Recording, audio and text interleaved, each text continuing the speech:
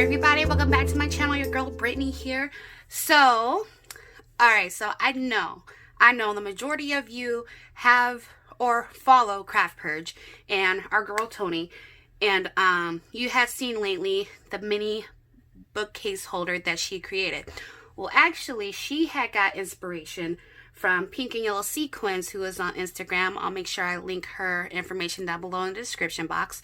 But see, Pink and Yellow Sequins, she had created hers using a die. Well, Tony was like, well, that's super cute. I don't have that die, but let me go ahead and try to do something else. And she did. And it turned out super cute. And a lot of people, like, I see it all over the gram. Everybody had jumped on board. They thought it was cute as well. And they started sharing their posts. Well, I'm like, well, I like it. I want to make it. But y'all know me. I hate making things to just let it sit there. It has to go somewhere because I don't have that much room to be storing things. So I decided to host a swap over on our Facebook page, Coffee, Cake, and Crafting. And I decided to do the mini bookcase holder as a swap. So it also gives an opportunity for those who have been wanting to make it to finally make it. And if they're anything like me, they have somewhere to go ahead and send it off to. With this, I did things, I know Tony, she used like the regular like 12 by 12 designer paper and stuff like that. I wanted to make sure that they're doing theirs in a sturdy way so that it transports well, because we all know how the post office can be with our stuff sometimes. And not only that, I want their partners to have the ability to reuse it in some way. So if they want to re-gift it, or they want to use it as storage in their craft space area or anywhere in their home, I wanted them to have the ability to do that. So I told them to make sure that it was sturdy. I want to go ahead and have you guys craft with me while I go ahead and make mine. I'm so super excited. I thought this was a great way. And also I had a couple people who are like I think they're cute. I have an idea of what I want to do, but what are you doing? You know, so I wanted to kind of give them the idea as well of how they can go ahead and make theirs. So I do have my cheat sheet on the side of me on instructions. So go ahead, guys, grab your tea, grab your coffee, go ahead and grab your water, because that's what I'm doing right now, because I'm about to die. And go ahead and craft with me. Alright, so the first thing we have to start off with is a 12 by 10 paper. I have using 110 pound weight cardstock for my 12 by 10 paper. This is the, what's it called, the Paper Lane or something like that, over at I can get from Joann's. And on the 12-inch side, I am going to score it at 3 and at 9. Using my We Are Memory Keepers score board. And then flipping over to the 10-inch side, I'm going to score it at 2 and 5. So it's very crucial to make sure that you varnish your lines, especially when you're using heavy paper. While I still have my scoreboard out, I'm going to go ahead and do the base of my other stuff. I like to try to get all my cutting and scoring done right then and there. I'm using 2 green and 2 pink for the cover of my book, and these measure 7 by 4.5. And so then on my 7-inch side, I'm going to score at 2 7/8. Oops, a little too hard. 2 7/8 and 4 1/8. So I'm going to go ahead and do that to all of them. Alright, so I have that, and then we also have a box that will go on the inside of those, and those are going to be measured at 6 1/4 by 4 7/8. I just realized that I didn't even cut those, so let me go ahead and do that. I'm going to go ahead and use white, and then this is the 110 pound weight cardstock. That way I may be able to get more out of it. I don't know. Let's see. I probably need to. I most likely will need to. So these need to be 4 7/8 by 6 1/4.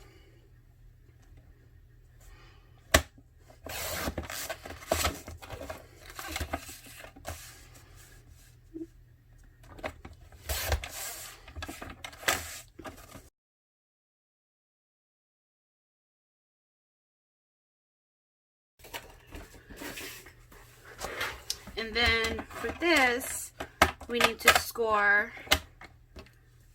at 1 1/8 on all 4 sides.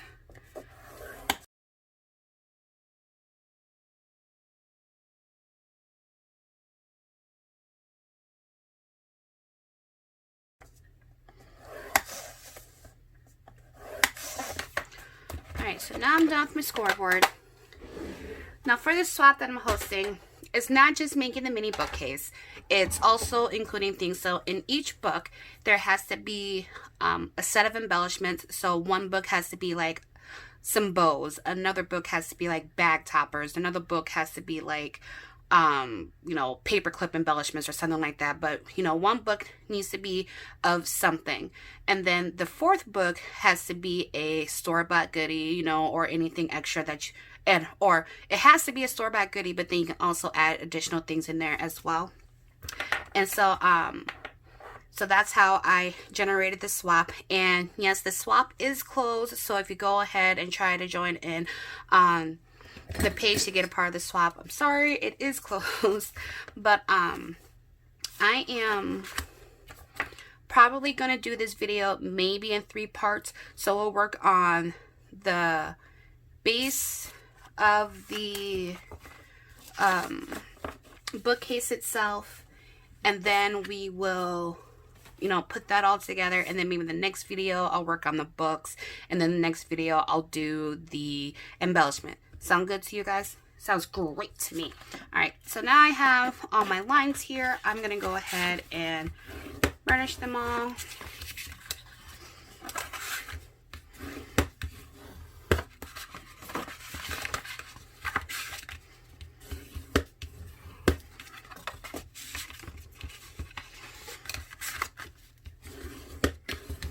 Alright, so when you do this, it's going to look like this, like your flaps are going to, this part's going to be cut.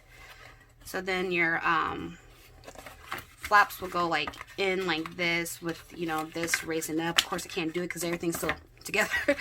But one of the things I like to do is I like to mat before I put things together, because it makes it a lot easier. Because when you already have things in your dimensional form, it makes it a little bit harder, because I want to be able to like really get the glue or whatever adhesive I'm using. I really want to get that deep in there. And so I usually like to go ahead and mat my stuff before I actually start cutting or putting it together, I mean. So we are going to just want to make sure I know what I'm doing. I watched the video once, and then because whenever there's a tutorial, something that I'm interested in, I'll watch the video once to get all the information. Like if they don't put like the measurements and stuff like that down below in the box or on their blog or something, I'll watch it to get the information, and then later on I'll go back and I'll watch it again to see how it was put together. Okay, so here's the back. So it's going to go like this. And then you'll have your inside pieces. Yeah. So it'll go like that, basically. But you'll be doing it, you'll be cutting this side at an angle, and so on and so forth. So quite honestly, I don't even think those flaps were supposed to be there. I think it was just these ones here. I want to say it's just these ones that were there. I think these ones were cut off. It was a while ago that I kind of watched the video. Okay, so let me go ahead and remove this.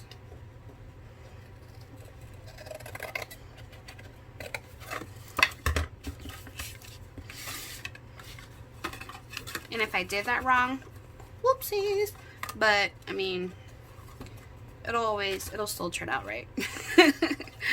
And so alright, so before I cut an angle and adhere everything, I am going to figure out what these measurements are, because I'm gonna mat a piece here, matting a piece here, the insides, the outsides, and the back.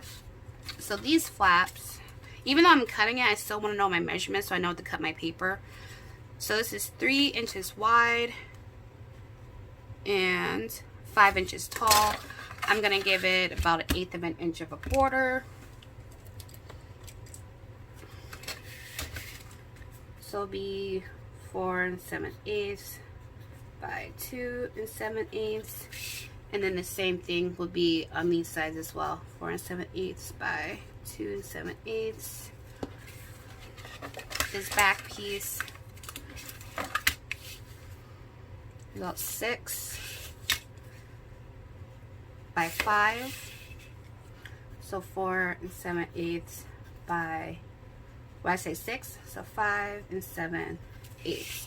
All right, and then this one will be 6 inches as well, and then 2 inches tall. So this will be 1 7/8 by 5 7/8. And so that I can remind myself, I know I only need 1 here, I need 2 here, 2 here, and 2 here. And like, you know, you can go ahead and do it like this so you remember what you have to do, because especially if you're right in the middle, you're gonna cover it. So it doesn't matter if you write on it or not, you're gonna cover it. So I'm going to go ahead, I thought I was done with my stuff. I am going to use this Simple Stories paper pad. Now, another reason why too I wanted them to make sure that it's sturdy is because not everybody has 12 by 12 paper.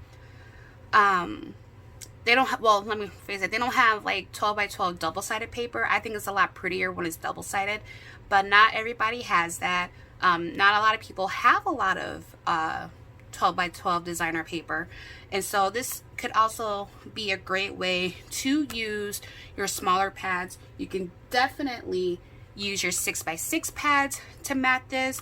I'm using the Simple Stories Spring Farmhouse, and this is a 6 by 8 paper pad.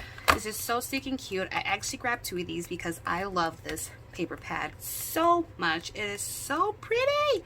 All right, so yeah, that is what I'm going to do. I actually really like this page right here. 4 7/8 by 5 7/8. All right, guys, so I'm gonna go ahead and choose my papers that I am going to use here. So use that one.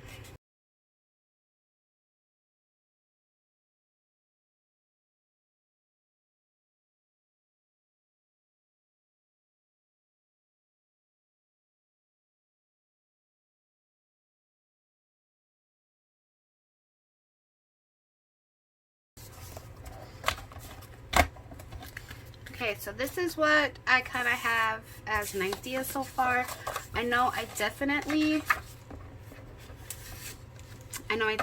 want this part on the outside for sure. Yeah, I want this one on the outside. I think that would be really cute. And then maybe the inside as well. Did I grab 2 of those? I don't think I did. So definitely like that.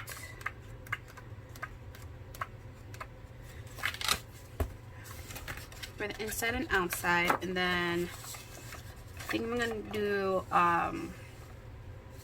this for the inside flaps. And then this for the outside flaps. And then probably in the front here. So I grabbed more than what I needed, but I also remember I need to do my books too, which will be in a different video. So I didn't want to make the video to be too long and for you guys and whatnot. Alright. So first let me do this one here. I am going to just cut it down a little bit so I know where I want my stuff to be. So I need it to be 4 7/8. And then I'm just going to trim off a little bit here. Oh wait, I need my whole board. So I'm going to take out my handy dandy ATG gun. Boom.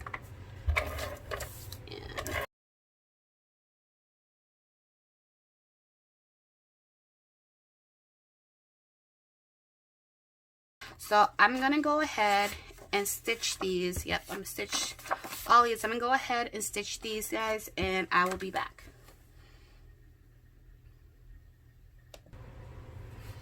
Alright, so my sewing machine was being a complete jerk, and so I'm like, well, I'm not gonna keep wasting my time on this because I'm doing this video during my son's nap time which can go by really fast. So I'm like, forget it, I'm not, whatever. So I went ahead and I matted the other pages off camera, and go ahead, and I just realized too I wanted my matting sheets on whatchamacallit, I wanted that to be covered, is what I'm saying. Good thing about ATG tape.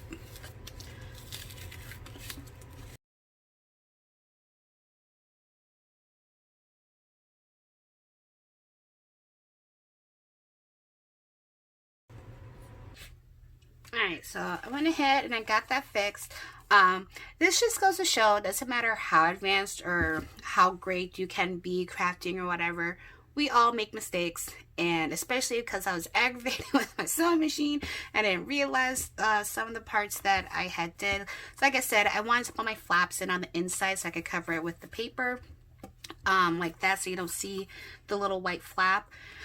But I just got so totally distracted with everything, so I just lightly, like you saw in portions of it, I lightly peeled it up, and making sure I didn't destroy the paper. I have more of this collection anyways if I had to, but I wanted to avoid having to cut up more paper, and I just glued it together. So it's always good to see the mistakes that actually do happen, instead of thinking that everything is all about super perfection. So now I am going to go ahead and I'm going to cut my sides. So from this corner, I don't know if y'all can see that. So from this corner to this corner, I'm going to go ahead and cut there. So as long as you keep your scissors straight, boom. And then same thing, this corner to this corner.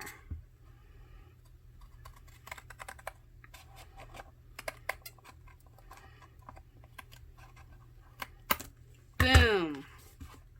La-da. There she be. Alright, so I want to jazz this up just a smidgen. And let's see. I think I might use this trim, or is that too pinky? I think it's too pinky, because the colors are like peach. They're more along the lines of peach. So that might be too pinky.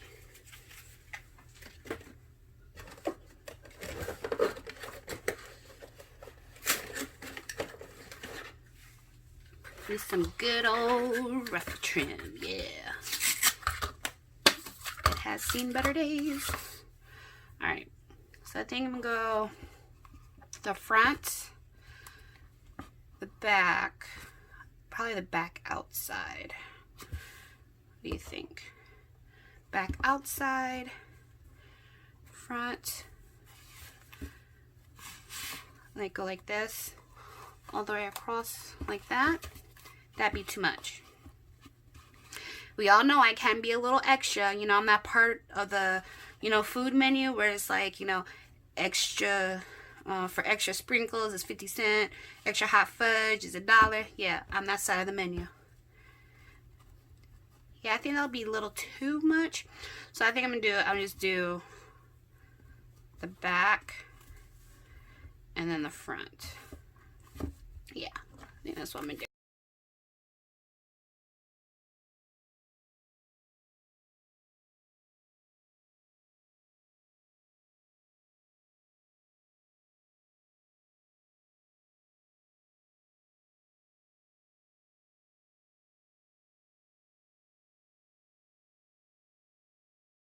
Alright,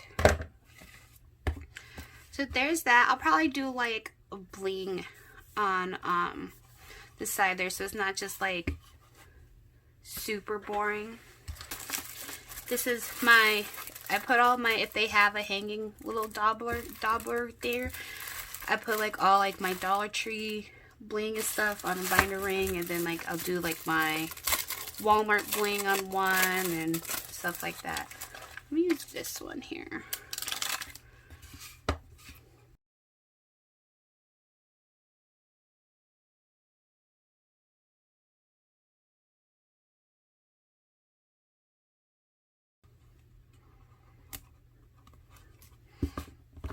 And then I'll probably add one right here. I won't do it on the back, but I'll probably add one right here too. But first I want to decorate this front part.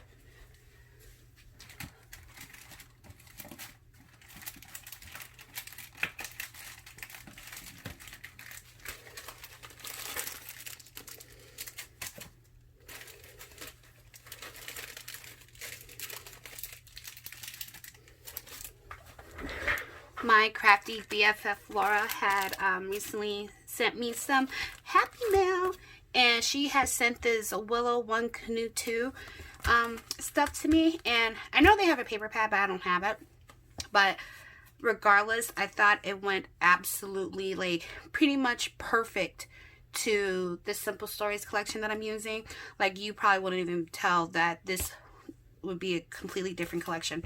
So I'm going to actually probably use these. Let me see what kind of fun stuff we have in here.